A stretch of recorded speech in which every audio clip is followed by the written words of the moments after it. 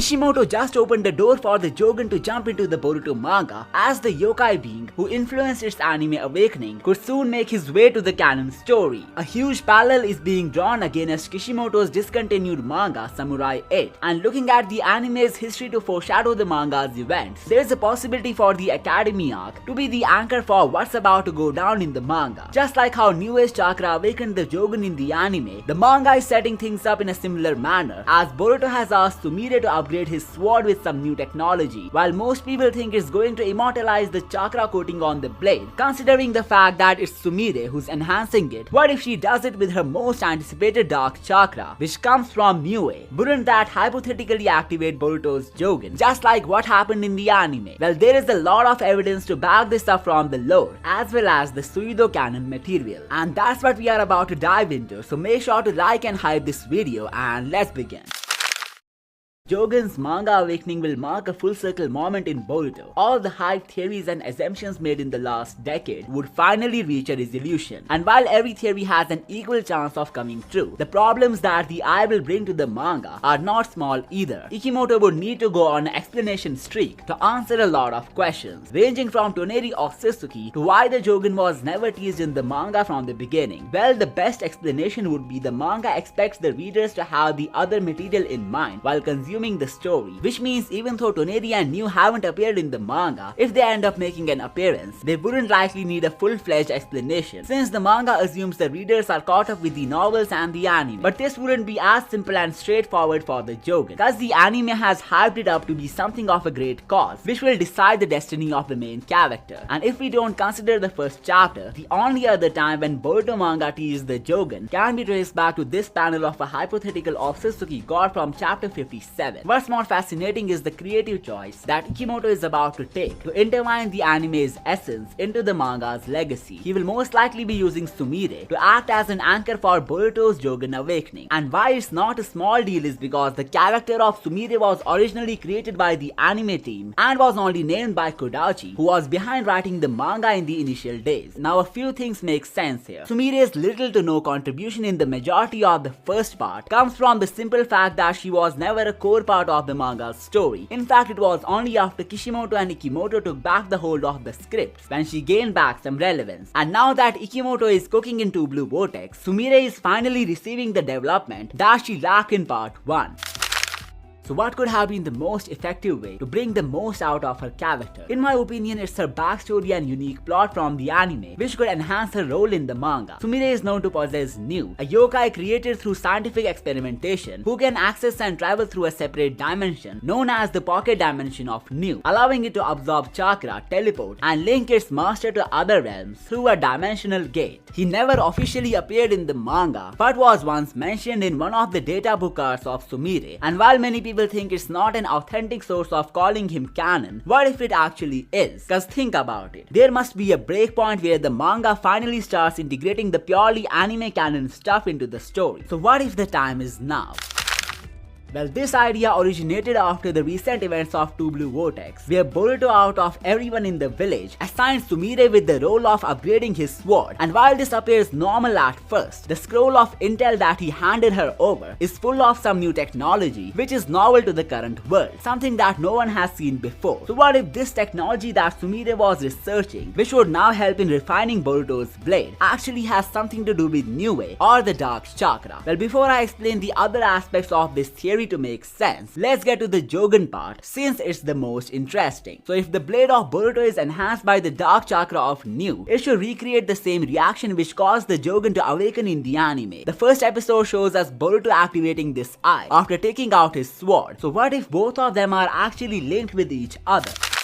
Boruto's sword could have been upgraded to a living being with the help of New's dark chakra, a process that will prevent it from chipping on top of enhancing its powers. This would make Sumire have a hand in not one but two feats of Boruto from the future. First is the Jogun, which activated after sensing the dark chakra of New, and second the blade, which has been amplified with the same energy. Well, Chengsi Huan, an animator working on the Boruto anime, once revealed that the Jogun's power is similar to Naruto's negative emotion sensing technique, and it belongs to an Otsutsuki Otsutsuki from another dimension. So there we have it, Ishibai Otsutsuki, who isn't physically present in this plane of existence. But on a deeper scale, there could be more reasons for Boruto to amp up his blade with the otherworldly energy.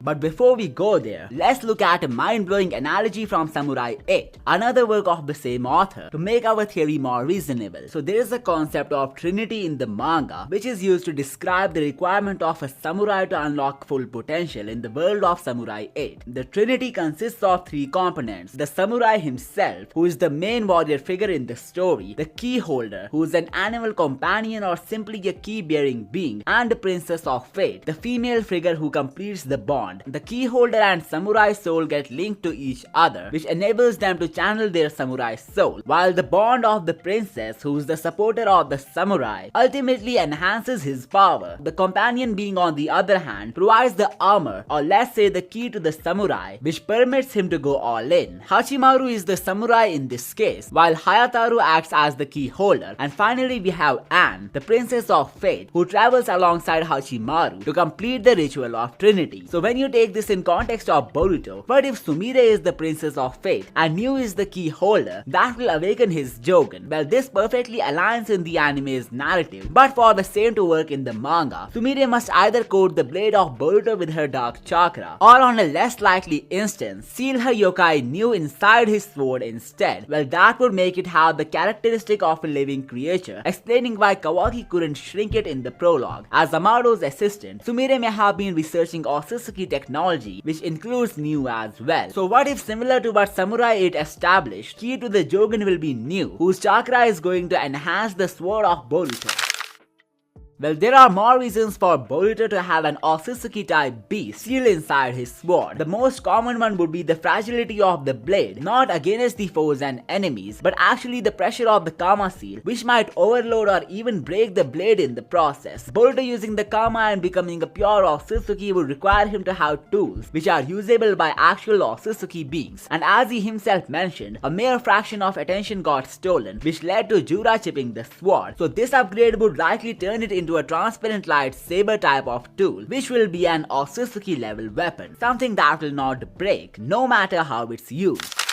So if Sumire will actually use the Dark Chakra to upgrade the blade of Boruto, it would even create an interesting perspective among the love triangle of the main characters. As we know, Boruto is using Sasuke's sword to fight the Shinju, and he has even promised him to save Sarada at all costs. So when you look at how Sumire would be the one to enhance the blade, it would indirectly cause Sasuke's blade to get more stronger, which would in turn help in the original mission that he assigned to Boruto. Sumire is indirectly helping Boruto to keep the promises that he made to his mentor. I even feel like Sasuke would ultimately let him keep the sword as a token of appreciation, since the duty on his shoulders is far greater than the calamities that the previous generations had handled. So the math is kinda simple. Momoshiki or Kashin Kochi recommends Boruto to evolve his blade to Otsutsuki standards, and that was only possible by using the powers of a being who belongs to an Otsutsuki dimension. In this case, it was New, and looking at how his chakra has been the catalyst of activating the Jogun, the same is going to replicate in the manga, explaining what the anime was trying to tell us. You can look at the following parallels between the characters and events from Mitsuki disappearance arc and the final arcs of part 1 to get a clear picture of how the anime foreshadows the manga. Even the omnipotent sequence was teased in the opening and ending themes of the show, so that gives us some confirmation for how things are about to go down. Now the question which remains is that, when could this most awaited awakening actually take place in the manga?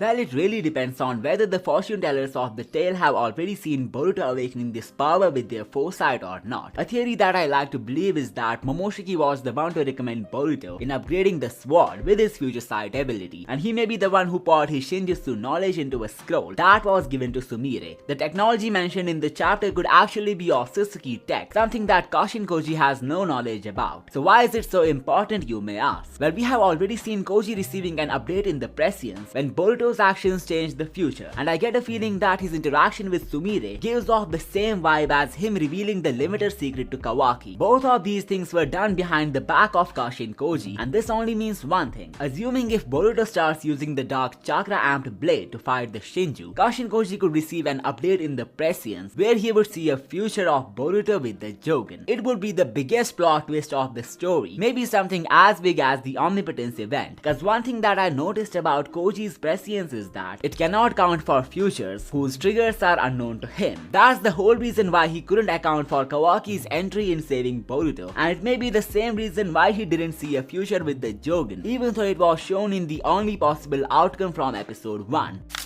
Moreover, the Dark Chakra could give Boruto's blade a really strong feat as well. In the anime, Sumire was able to manipulate her Dark Chakra into creating a snake, and that snake could absorb other people's chakra for itself. So judging by how the blade is going to get powered by the same energy, it could turn into a chakra-stealing weapon that would weaken the opponent and strengthen the sword with every hit. This could put him to a great advantage against Jura, who is a humongous personification of chakra. With a few sharp hits, it could transform the sword into a beast-like weapon, a blade glazing with strong tentacles chakra, which can be utilized in pretty dangerous ways. Similarly, the chakra of New could weaken Kawaki to the core, since it would steal his chakra with every hit. And looking at how his regeneration power will be lowered, I think Kawaki is already a no match for Boruto's sword, Kama, and the Jogun combination. Let me know what you think about the Pure Eye in the comments, and don't forget to subscribe if you haven't already. I will see you next time.